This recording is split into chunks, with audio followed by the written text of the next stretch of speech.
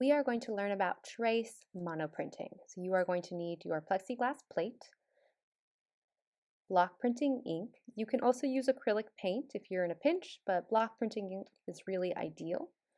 You are also going to need your brayer. So this is going to be for rolling the ink out onto your plate, and then just a paper plate to place your brayer on as you are working. You're also going to need a pencil, and in the future you can also use other tools to draw, like the end of a paintbrush, but we're really just going to focus on the pencil today because I feel like it's most clear. First thing I'm going to do is take my ink and I'm just going to put a little bit on my plate. You really don't need too much, and actually putting too much won't give you as clean of a tracing effect.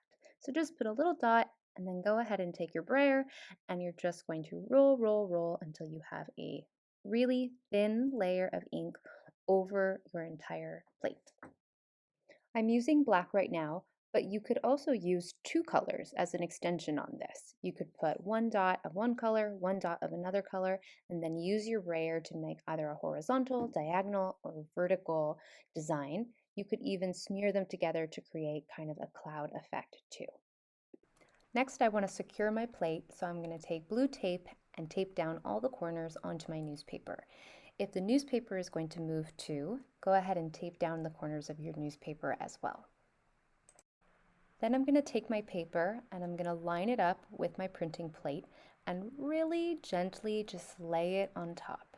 We don't want to press down, we just want to set it down there gently. So just barely holding my plate and my paper down on the very corners or on the very side, I'm going to take my pencil and I'm going to start drawing onto my paper. As I'm drawing, the ink from the plate is transferring onto the back of the paper, creating my design. So go ahead and just make some lines, some shapes, just some abstract imagery, just to kind of get a feel for this process. We'll try this again with a more realistic image later. This is where you'd use any other drawing instrument too if you wanted. And then go ahead and grab the corner and pull up your print. You'll see that all of those marks that we made have now transferred and are our final finished print.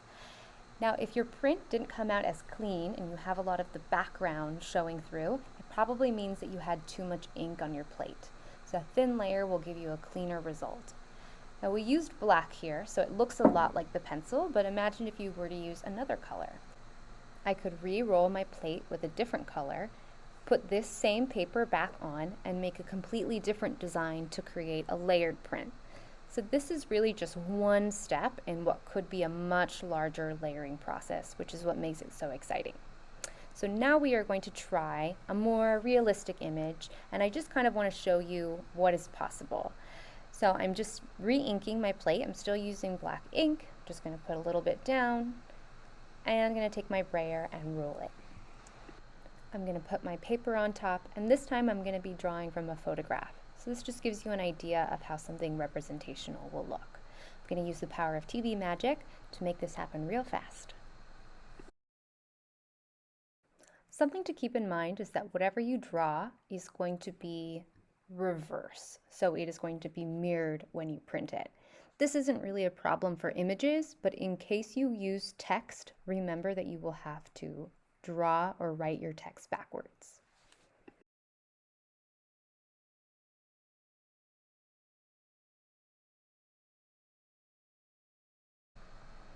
When you're shading, think about how you're using hatching, cross-hatching, stippling.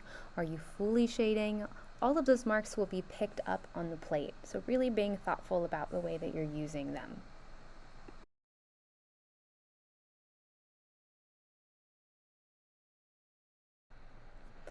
All right, I'm feeling pretty close to being done here, so I'm going to pull my print, and you will see, there you go, voila. And so again, this is really just one possibility. As you're trying this on your own today, try pulling a background, letting that dry, try creating an image on top of that background, and try even making a third layer. Use different colors, use different types of marks, and in between colors, or when you are completely done printing, go ahead and wash your plate and your brayer with water in the sink, pat them dry, and you're all done.